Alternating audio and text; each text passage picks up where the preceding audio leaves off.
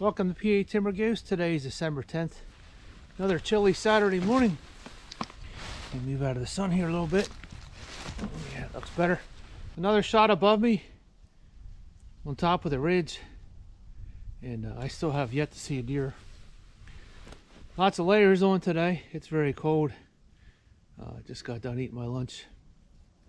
This time we're on the south side of the mountain. We need a good deer drive to get the deer moving. But unfortunately, it's very quiet. I hear some random shots through the mountains here, back and forth across the valley. But only that one shot that was close to me this morning. It's kind of chilly up here. I'm on the south side, but this is the side that the wind's hitting. We need a good deer drive today.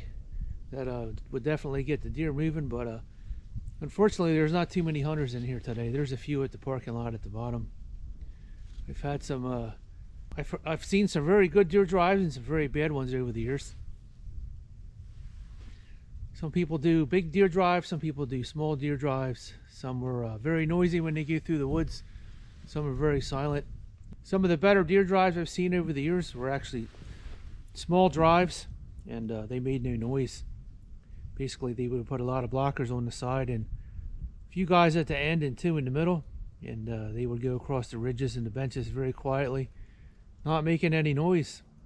And I have gotten quite a few deer that way from other people putting on silent drives. Silent drives are very deadly as long as the two people doing the driving, or one of them's not way out in front of the other one, because if it is, the deer will run through the gap in the middle.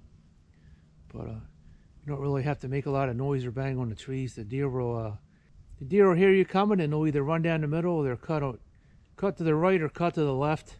And I've picked quite a few deer off being outside of the silent drives like that. The big drives are kind of funny. You kind of feel like you're in Africa and they're chasing lions out the other side. You wait for the elephants to come by with the hunter sitting on top of the elephant and waiting for the tiger to come out, and the hunter's going to take him out. I've been in front of one of these, unfortunately.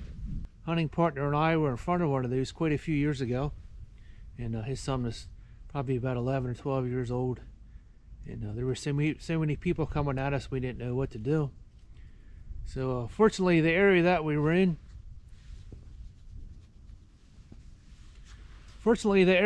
hunting in, there was a lot of big trees and boulders, and we got down behind the boulders and the trees, and eventually they called up to us where we were sitting. I did have a deer in front of me, and they proceeded to scare that deer away. That deer probably ran all the way into the next county, never to be seen again. In Pennsylvania, currently, you're only allowed to have 20 people during a deer drive, and unfortunately, this group of hunters had more than 20 people. I counted about 50 people during that drive. We had about 15 coming at us, and we were sitting on a gas line. When they got to the gas line, they stopped. They looked at the bottom, and there was 15 guys on the bottom, and there was 12 or 15 on the top. So that group of hunters had about 50 people, and that was kind of scary, because if any of those started shooting, they would hit us. And if we shot any direction, we probably would have hit one of them, because there's so many of them. Resulted in a confrontation with one of the hunters, and he proceeded to tell me, "Well, you got Blaze Orange on, so you're safe." Well, unfortunately, bullets go through Blaze Orange, and I mean, we could have shot one of them, or they could have shot one of us. There were so many of them coming at us. Large deer drives like that can be very dangerous. We do lose some hunters every year.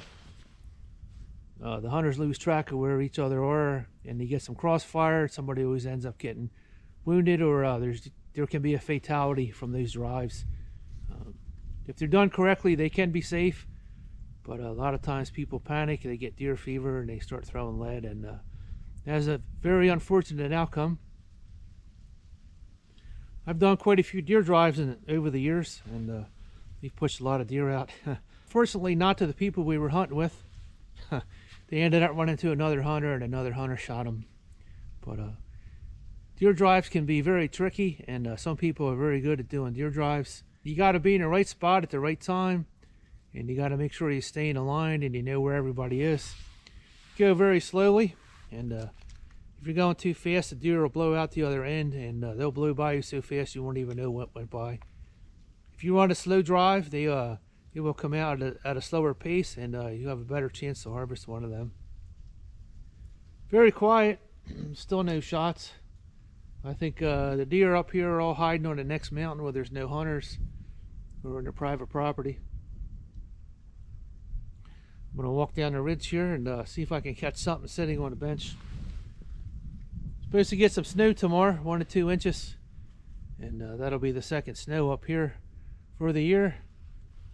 Southeast, we didn't have any snow yet, just a couple snow flurries, but definitely something coming tomorrow.